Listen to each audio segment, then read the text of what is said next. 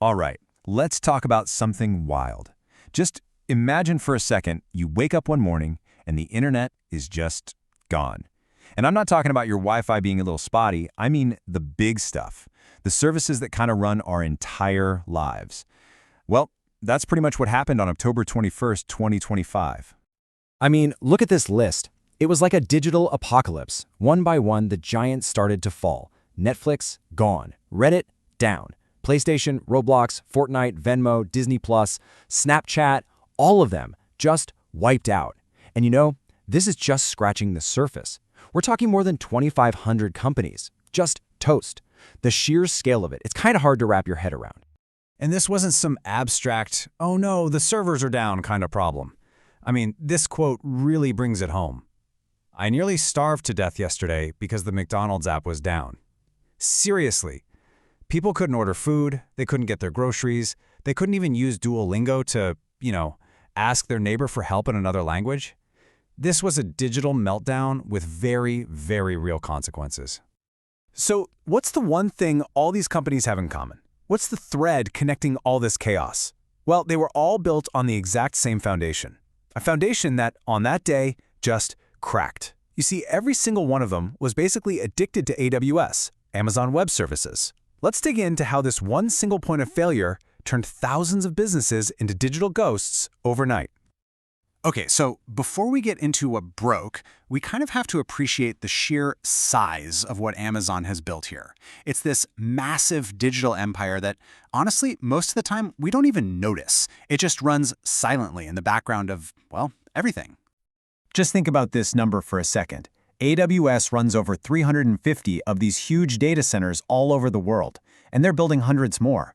So when you send a snap or you're binging a show on Netflix, you're not actually connecting to a Snapchat server or a Netflix server. Nope, you're renting a tiny little piece of Amazon's absolutely massive global machine. So Amazon groups these data centers into what they call regions. And the ground zero for this whole mess was a region called US East1, which is in Northern Virginia. Now, this isn't just any old region. It's one of the oldest, biggest, and most important hubs for the entire internet, sitting right there next to the heart of the U.S. economy and culture. Now, here's the kicker. These regions are specifically designed not to fail like this. See, inside each region, they have multiple availability zones, or AZs.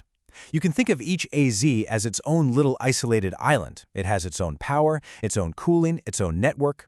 The whole idea is that if a meteor, takes out one AZ, the others are supposed to just pick up the slack and keep everything running smoothly. That's the promise anyway. But on this particular day, that promise was broken. So you've got all this backup, all this redundancy, these isolated islands designed to prevent exactly this kind of disaster. So how on earth did it all come crashing down? Well, the answer is almost embarrassingly simple. All right, so let's look at the timeline. At 9:07 p.m. Eastern, the first alarms start blaring. AWS sees a spike in errors coming out of US East1. By 10:15, the engineers have tracked it down. The culprit?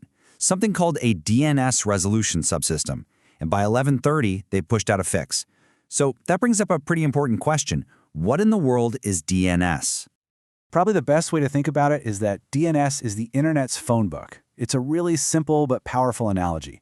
When you type in a website like, say, Amazon.com, DNS is the thing that looks up that name and finds the actual number, the IP address, that your computer needs to connect to the right server. It's totally fundamental. It just has to work. And here's exactly how that one little failure brought everything to its knees. Step 1, an app, let's say Snapchat, needs to grab some data. So it asks AWS, hey, where's my database? Step 2, the DNS phone book lookup fails because of that broken setting. So step 3, AWS basically has to say, sorry, I can't find that address for you. And boom, step 4, the app can't connect to its data. It's dead in the water. It just stops working instantly. And that's it. That's the big secret. The thing that brought the multi-trillion-dollar internet to a screeching halt? A single misconfigured DNS setting. Basically, a digital typo. I mean, it's almost funny, right? It just goes to show you how ridiculously fragile these incredibly complex systems can be. So you think, okay, they fixed the DNS thing in just a couple of hours. Problem solved, right? Everything should just snap back to normal. Well, not quite. In a system this huge and interconnected, fixing the first problem doesn't stop the chain reaction. The first domino had already fallen. Yeah, the problems were far from over. Because fixing the root cause is one thing, but dealing with the absolute chaos it created, that's a whole different ballgame. You've got every single delayed request trying to shove its way through the door at the exact same time, and the whole system just starts to choke. This is what engineers call a cascading failure, a domino effect. Think about it. While DNS was down, this enormous backlog of requests was just piling up. It's like shutting down a major highway for a couple of hours. The second you open it back up, you have an instant massive traffic jam. Billions of server tasks, messages, all of it just slammed the system at once. And that's why, even long after the DNS fix, apps were still super slow or just flat out broken for hours. All right, so let's zoom out for a minute, because this whole event, it wasn't just a tech screw-up, it was a massive wake-up call. It forces us to step back and ask a much, much bigger question about how we've built our entire digital world.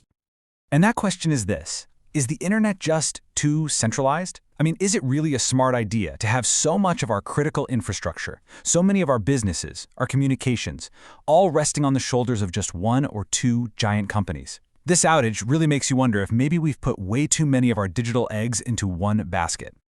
And you know, the risk isn't just about technical glitches. Take this story about a company called Superbase.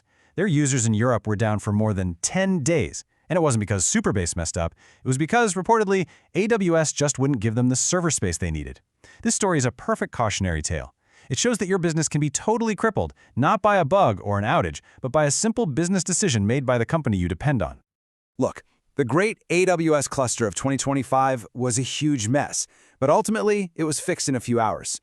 What it really was a warning shot, a terrifying glimpse into the abyss, and it leaves all of us with one final, really sobering question to chew on. What happens to our society, our economy, our lives when, not if, but when the cloud truly, properly fails?